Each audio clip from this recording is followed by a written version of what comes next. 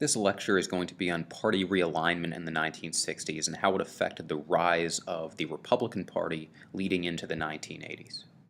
Beginning in the 1960s, you start to see new social dynamics emerge in the country. Up until the mid-1960s, the South had been strongly Democratic. Ever since Reconstruction, most southern states had voted solidly Democratic, leading many political pundits to call the region the Solid South. Even in 1956, if you take a look at the graphic on the top right-hand corner of your screen, you'll see that despite the fact that Eisenhower trounced Adlai Stevenson in that election, the Democrat won most of the southern states. Most Democrats had remained loyal to the party due to FDR's New Deal programs that spanned from the Great Depression and were continued through the late 1950s. However, with new civil rights reform that was ushered in by Lyndon Johnson, you start to see some major white backlash. In 1964, the Civil Rights Act that was passed by Congress banned racial discrimination based on race, ethnicity, national origin, or gender. In 1964 election, if you look at the right-hand corner of your screen, you'll see that despite the fact the Democratic Party was remarkably successful in 1956 in the South, in 1964 it's a very different scenario.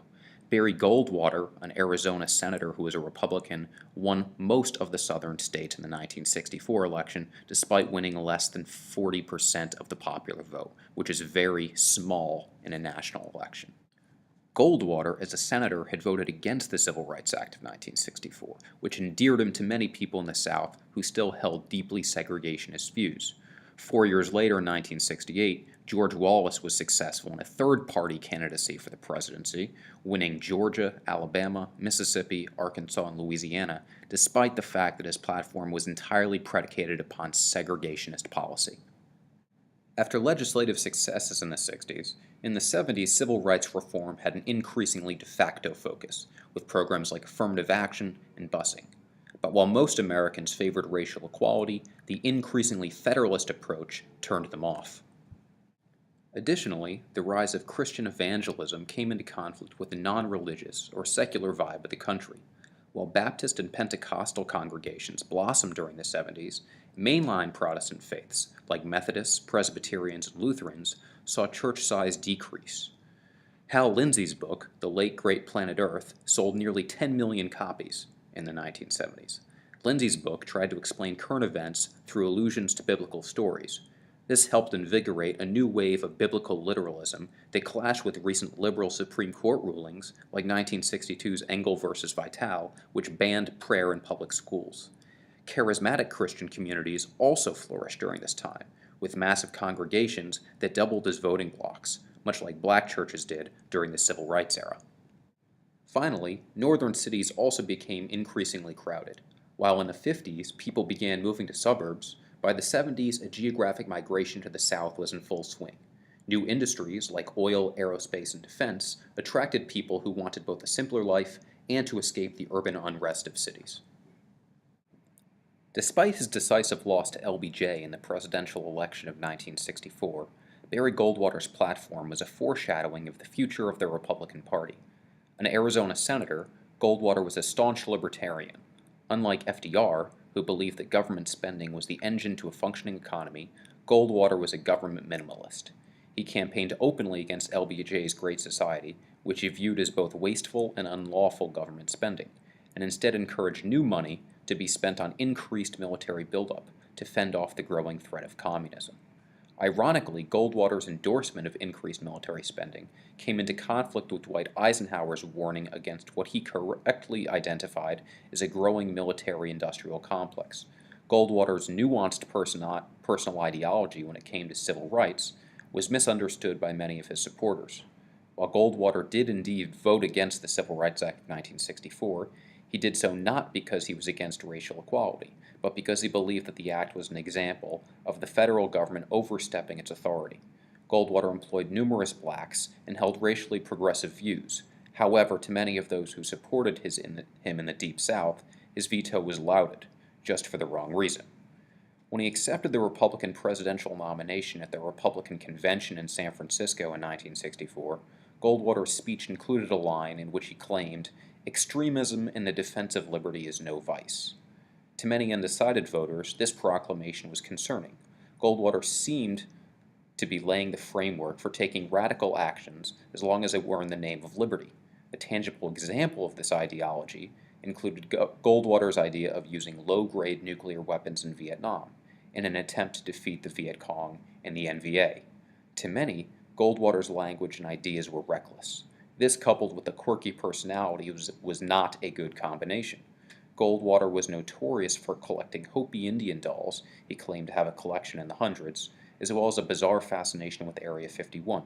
He once asked Air Force General Curtis LeMay for a tour of the grounds, only to be sharply rebuked. But while Goldwater was perhaps a bit of an irregular personality, his ideas, especially those of limited government, began to resonate with many Americans. Prior to Goldwater's speech at the 1964 convention, a politician with a Hollywood background gave a speech praising the virtues of limited government. 2 years later, that man would become governor of California, and in 16 years, President of the United States. That man's name was Ronald Reagan.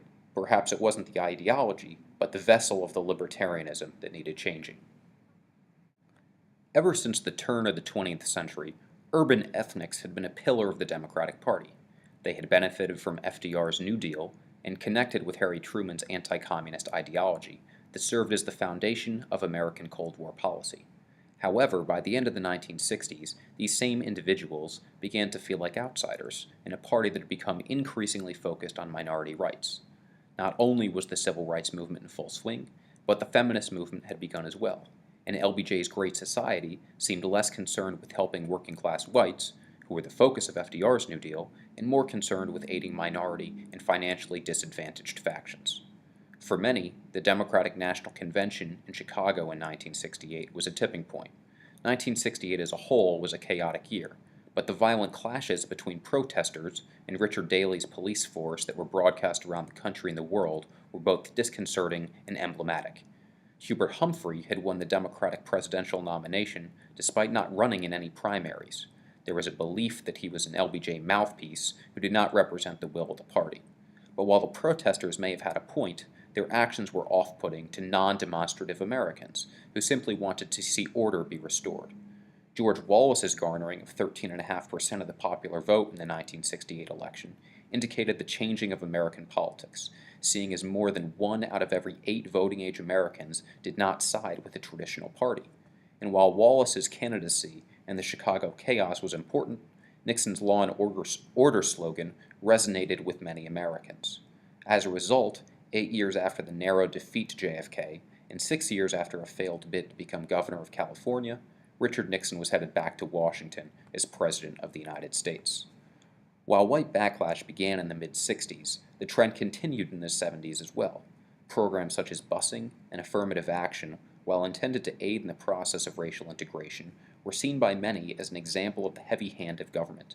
This, coupled with George McGovern's weak anti-war campaign in 1972, and Nixon's courting of the silent majority, Americans, he said, had been forgotten despite their admirable work ethic, enabled Nixon to win re-election by a very comfortable margin. The Warren Court of the 1950s and 60s was notorious for its progressive rulings.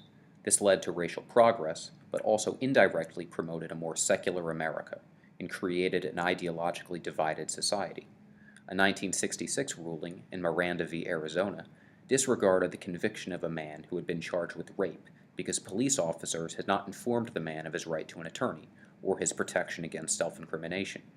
As a result, a confession that had been procured by police officers was invalidated. A subsequent trial, Mr. Miranda was found guilty and sentenced to 20 to 30 years in prison.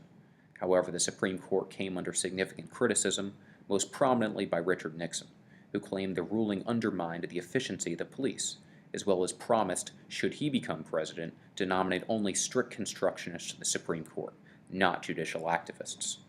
Griswold v. Connecticut and Roe v. Wade were both related to a woman's right to privacy. Griswold legalized oral contraception, which enabled women to plan their families. However, some Catholics were dismayed by a ruling that seemed to conflict with their religious beliefs. In 1960, Catholics overwhelmingly supported JFK. However, in subsequent years, Catholic loyalty to the Democratic Party progressively shrank. Roe v. Wade allowed for women to have abortions during the first trimester of a pregnancy.